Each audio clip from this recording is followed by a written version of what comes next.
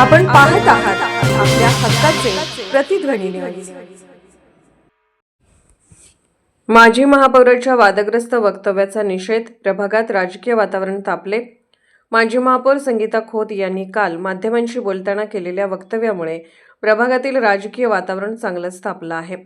उमेदवारांबाबत पावसाळ्याच्या छत्रीसारखे उमेदवार उगवत आहेत अशी खालच्या दर्जाची टीका केल्याचा आरोप करत विरोधी गटातील सर्व उमेदवारांनी तीव्र संताप व्यक्त केला असून या वक्तव्याचा जाहीर निषेध करण्यात आला आहे। माजी महापौरांच्या या वक्तव्यातून प्रचंड पैशाचा माज दिसून येतो अशी टीका विरोधकांकडून करण्यात येत आहे। उमेदवार हा स्वाभिमानी कार्यकर्ता असतो आणि भारतीय संविधानाने व लोकशाही व्यवस्थेने प्रत्येक नागरिकाला निवडणूक लढवण्याचा अधिकार दिला आहे। त्या अधिकाराचा अवमान करणारे हे वक्तव्य असल्याचे विरोधी उमेदवारांचे म्हणणे आहे। सर्व गटातील उमेदवार एकत्र येऊन या माजाला उत्तर देतील असा इशाराही यावेळी देण्यात आला।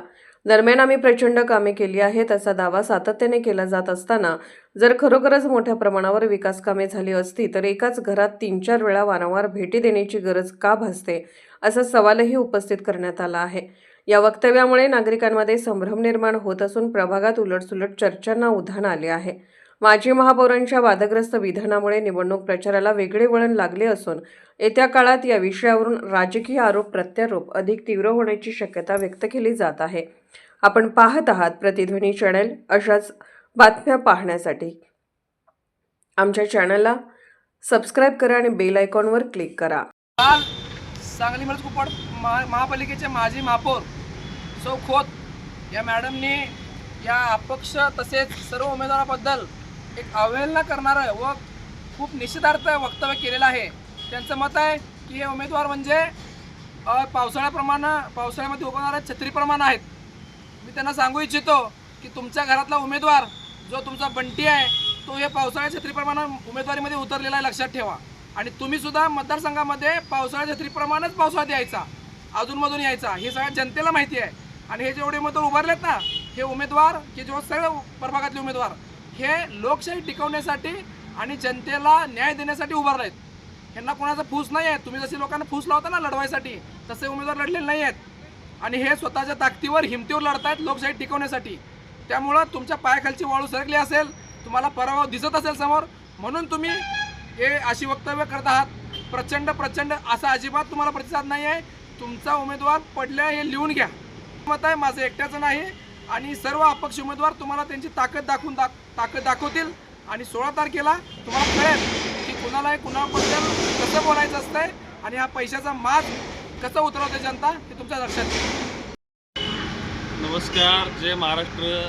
मी महाराष्ट्र नवनिर्माण सेना मिरज शहराध्यक्ष वार्ड नंबर 7 मधील महाराष्ट्र नवनिर्माण सेना व शिवसेना युतीचा अधिकृत उमेदवार काल या वार्डाच्या माजी नगरसेविका तसेच सांगली मिरज कुपवाड शहर महानगरपालिकेच्या माजी नगरसेविका संगीताताई खोत यांनी जे वक्तव्य केलं ते निषेधार्थ आहे। मी सर्वप्रथम या वक्तव्याचा निषेध करतो। अशा मोठ्या संविधानिक पदावर बसलेल्या व्यक्तींकडनं अशी विधानं होणं हे दुर्दैव आहे। आपण 7 नंबर वार्डावरतीच मोठे झालात, इथं निवडून आलात, 25 वर्ष आपण राज्य केलं, महापौर झाला आणि त्याच वार्डातील जनता ज्यावेळेस आमच्यासारखी तरुण मंडळी एकत्र येऊन आपण जो विकास नाही केला त्या विकासासाठी झटण्यासाठी आज महापालिका इलेक्शनमध्ये उतरलेले आहेत। आणि त्यांना जर तुम्ही असं म्हणत असाल तर ती सर्वात मोठा तुमचा गैरसमज आहे, तुमची चूक आहे आणि हे तुमची चूक येणाऱ्या 16 तारखेला तुम्हाला दिसून येईल। आता लोकांना मोठं तोंड करून आम्ही वार्डात हा विकास केला, तो विकास केला, परवा तुम्ही पाणी आलं म्हणून बातमी लावली, नुसतं बोलून दाखवू नये, करून दाखवावं। आज तुम्ही वार्डात येऊन स्वतः पत्रकार बांधवांना मी विनंती करतो की वार्डातले प्रत्येक घराला तुम्ही विचारावं की तुम्हाला रोज पाणी येते का। 2 दिवसात एकदा फक्त तुम्ही 1 तास पाणी सोडता आणि जाहिरात करता मी पाणी आणलं म्हणून। अशी जाहिरात तुमची भाजपची कायमच केली आहे भाजपनं आणि आम्ही तुम्हाला पण सांगतो फक्त जाहिरातीवर जोर देऊ नका, कामं पण करा, जेणेकरून लोकांनी तुम्हाला म्हणावं कामं केल्यात। तुम्ही आमच्यावर वेळ आणली इलेक्शन लढवण्याची, ती जर तुम्ही कामं केली असती ही वेळ पण असते। ह्या येणाऱ्या महानगरपालिका निवडणुकीत तुम्ही फक्त पैशाच्या जोर लढताय, कारण आमच्याकडे निष्ठावंत आहेत, आम्हाला लोक मानणारा वर्ग आहे, आम्ही ग्राउंड लेवलला फिरलोय, लोकांच्या जाणीव आहेत आम्हाला, आम्ही त्याच भागात राहतोय, लोकांच्या मध्ये फिरलोय। आम्हाला सांगितलं लोकांनी की भाजपनं फक्त विकास हा कागदावरती केलेला आहे, आणि येणाऱ्या महानगरपालिका निवडणुकीत या कागदावरचा विकास जनता नक्कीच त्यांना दाखवल्याशिवाय सोडणार नाही. नमस्कार, मी संदीप पुजारी, अपक्ष उमेदवार. मॅडमला एवढं सांगायची इच्छिते की 30 ते 25 वर्ष झालं आम्ही या सत्यांना निवडून देतोय. 30 वर्ष झाले विकास झाला नाही. आता ह्याच्या पुढं काय विकास होणार आहे? आणि या पैशाच्या जीवावर एवढी इंच हे मात झालेलं आहे ते आम्ही उतरल्याशिवाय सोडणार नाही. येत्या 16 तारखेला त्यांची जागा कुठं आहे ती दाखवल्याशिवाय आम्ही गप बसणार नाही. प्रत्येक नागरिकाला मी आवाहन करतोय की पैशाला तुम्ही बळी पडू नका आणि सत्तेला पाठिंबा होऊन विजय करा सर्व उमेदवार. नमस्कार, मी महादेव बाबूजी उरवाल. ब गटातून मी 7 नंबर वार्डात उमेदवार उभा आहे. मी शिवसेना ठाकरे गटाकडून. आम्हाला हिने आता म्हणत्या छत्र्या 7 हे उगवल्यात इलेक्शन आल्यावर. अहो, आम्ही शिवसैनिक आहे. मला शिवसैनिक आहे आम्हाला सांगायला लागत नाही छत्र्या केव्हा इलेक्शन आहे आणि केव्हा काय उभा राहा असं काही नाही आहे. शिवसेना ही 5 वर्ष तुमच्यावर उभाच असत्या. ते आम्हाला ज्यांनी नाही सांगून दे. आम्ही आम्हाला जनतेने आज उभा केले. का केले ह्याचं कारण काय आहे तर तुम्ही विकास काय केला आहे.